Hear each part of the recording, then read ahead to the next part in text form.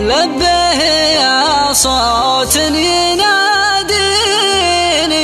يبهون، عساه صوت ما يجي انقطاعه، صوت أمي الغالي ولو بالتليفون،